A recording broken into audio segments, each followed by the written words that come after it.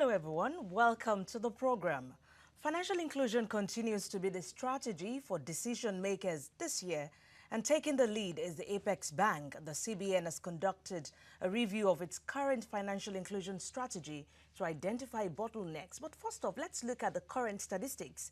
Statistics show that 58.4% adult Nigerians have access to basic financial services as opposed to the bank's projected 70% by 2020. Well, the bank thinks the current regulatory environment is not flexible enough to accommodate the technologies needed to drive inclusion. Well, next week is its first MPC meeting. It will unveil plans for the year there. But there is one sector that may lead the way in deepening that required inclusion. Many say it was once a sunrise industry that has now come of age. Although it has gone through different forms of consolidation and technology obsolete, it seems to be doing well going by the statistics we have. I'm talking about the telecoms industry. Our focus today is how can the telecoms industry in Nigeria deepen financial inclusion? This is Business Nigeria.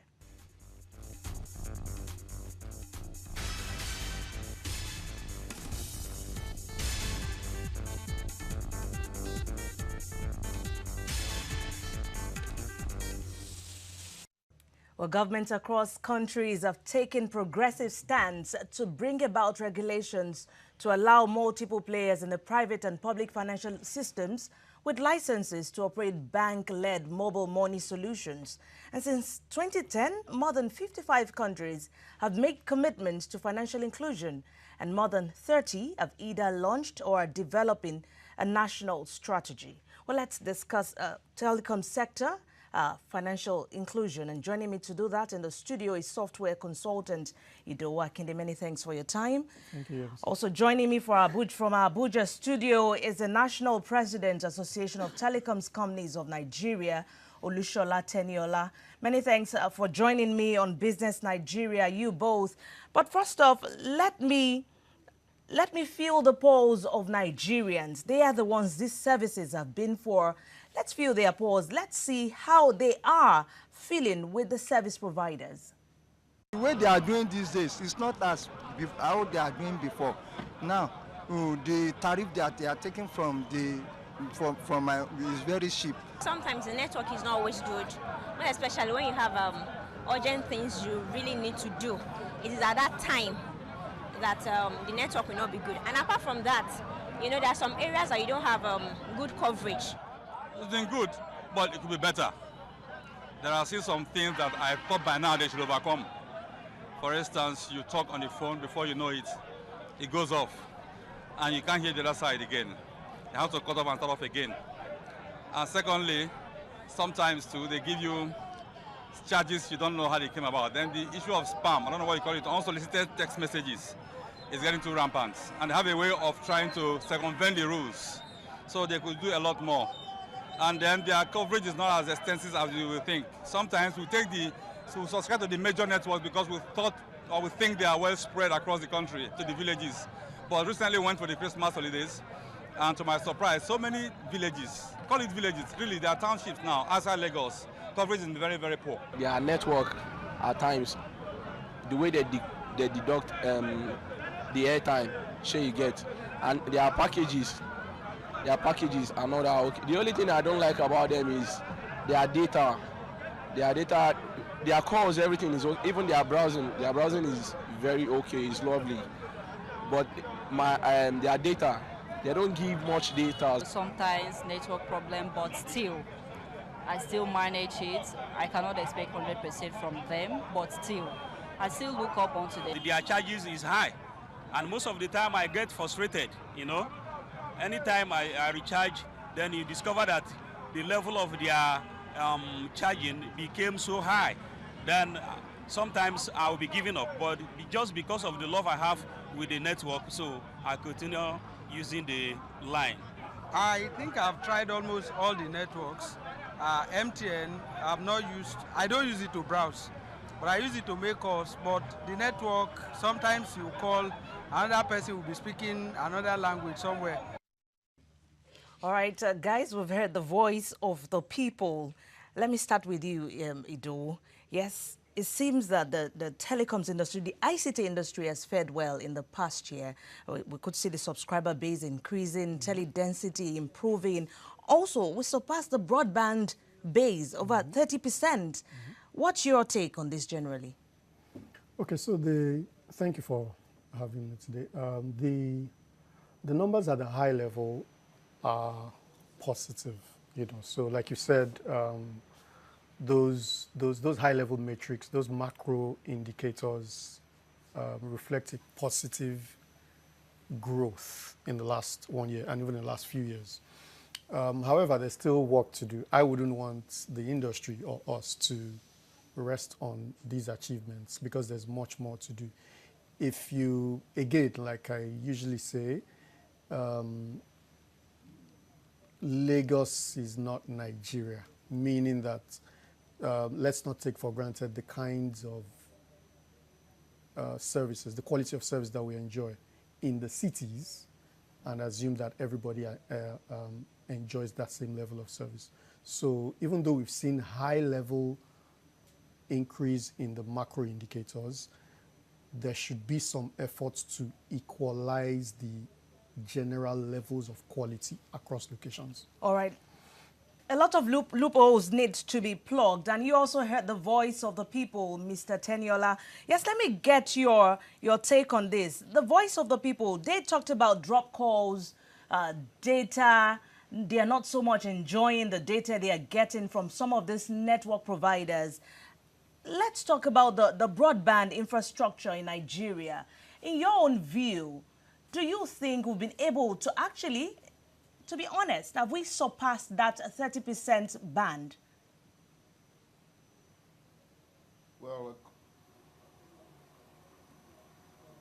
Well, according to NCC's recent data that they've shared with the media and the public, there is an indication that we've achieved 30.9% penetration based on subscriptions.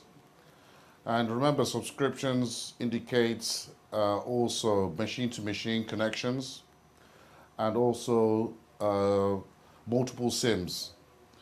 Like the other caller actually indicated, there is a identifiable presence of broadband penetration in parts of Lagos, and you'll probably get that also in Abuja and Port Harcourt. But like one of your persons that you interviewed, they said that when they went to the village, there was hardly any presence of data or coverage. So you can see that the challenge is about penetration, which is population penetration.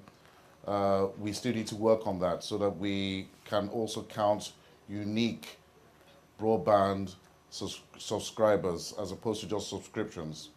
However, having said that, there has been a noticeable difference in between where we are coming from since 2012 when the Nigerian broadband plan was written and now. There is a considerable dearth of data services being rendered on networks that really need to have a lot more investments in capacity so that the services that we would like to have rendered and to make broadband ubiquitous can be realizable. Yes, many telcos are jostling for space to become the new age banks. Now, we see the CBN complaining about the bottlenecks when it comes to financial inclusion. It talks about obsolete technology, fixed fees across all transactions. Now, let's look at financial inclusion deeply. Even banks see that the telecom companies are the deep pockets. They're no longer looking at the crude oil that we used to have, that used to drive the revenue for the economy. But how do you think the telcos can deepen inclusion this year? You have to understand that the basis of any digital economy is founded on the telecom sector. The telecom sector is the most critical industry universally that you will identify in any jurisdiction in any country. So if we take some of the past historics, the actual networks were built to carry digital information. Financial transactions are digital. So there is a natural synergy between what the payment services banks are trying to do and what the telco industry has been doing for a long time now. And it is much more critical now that we have identified that there is a significant growth in mobile penetration, which of latest statistics would suggest that we have 165 million active subscribers in Nigeria on its own.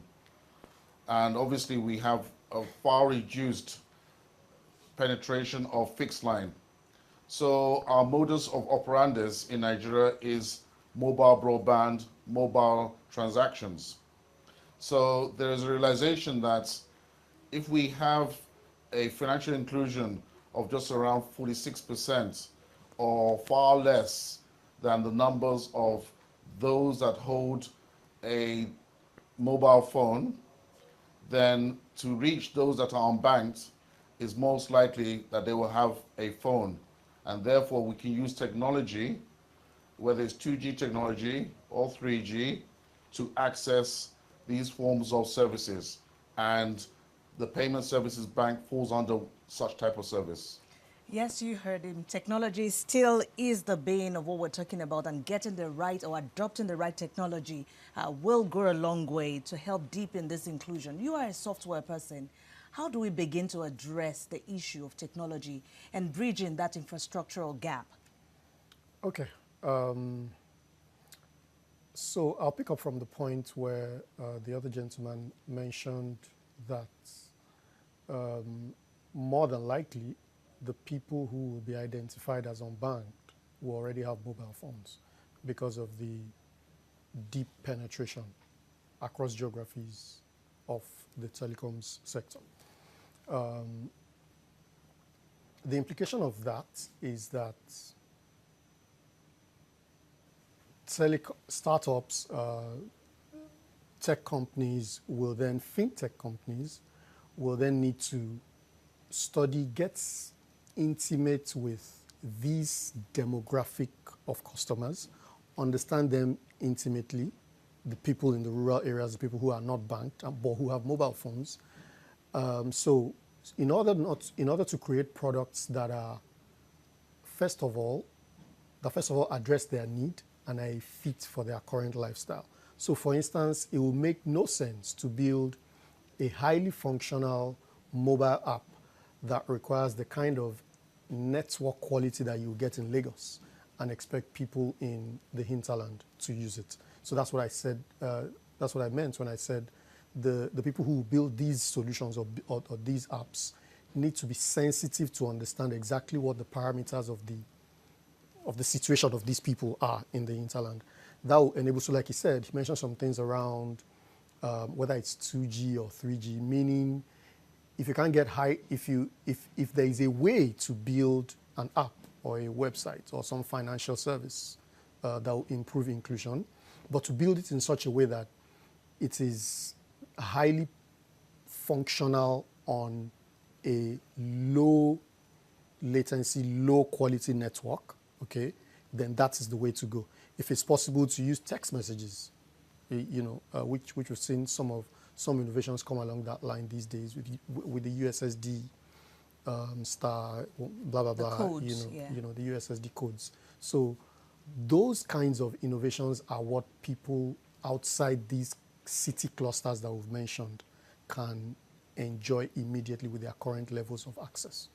All right, we'll have to take a break at this moment. And when we return, guys, we'll be talking about the company's license to build broadband infrastructure and the CBN talking about the regulatory frameworks that is not so flexible to allow these guys to work. We'll talk about that when we return. You're watching Business Nigeria. You're watching Business Nigeria. How telecom companies can deepen financial inclusion has been the topic. I've been speaking with a software consultant, Idowu Akinde, and also the President, Association of Telecoms Company of Nigeria, Olushola Teniola. Yes, from statistics that I spoke about earlier, 58.4% adults have access to basic financial services at the moment, as against the 70% projected by the CBN. Yes, and the CBN says current regulatory environment is not flexible enough to accommodate the technologies needed to drive inclusion. Mr. Teniola, do you think the government should hands off? Well, if you look at the examples of Kenya and the M-Pesa platform I'm referring to, and also look at what's happening in Ghana with what they're doing with mobile money, this is a technology drive that is purely a private sector initiative. Remember, we're talking about a technology now that's about 30 years old. GSM is 30 plus years old. So the permutations and combinations of what we can do with this technology in Nigeria, we're just scratching the surface.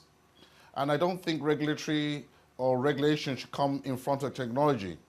It usually is in sync or it follows when there's identified abuse of consumer unfair play, for instance. So for the consumer, we're actually not providing them the best that the technology can give to them. And if you look at the rural sector at the moment, where there are about 20 to 30 million Nigerians that have not even had access to a telephone, talk less of those that have access to telephone services and are just using it for basic voice calls. There is a huge opportunity now where we can get them included in banking using mobile technology. This is disruptive, it changes the narrative, and it also introduces increase in GDP and in the way and manner that they can now live their lives by using the device that they have. The software is there, the hardware is there, the know-how is there, the intellectual property is there. It has been tried and tested in other jurisdictions. It's been a success in Kenya. It's a success in Ghana. I don't see any reason why it shouldn't be this success in Nigeria. Yes, you share the same opinion of what he has said. I do. All right, so we should begin to rethink advocacy for regulatory frameworks to be taken off, technology to thrive in Nigeria. So what's your take? Okay, so it's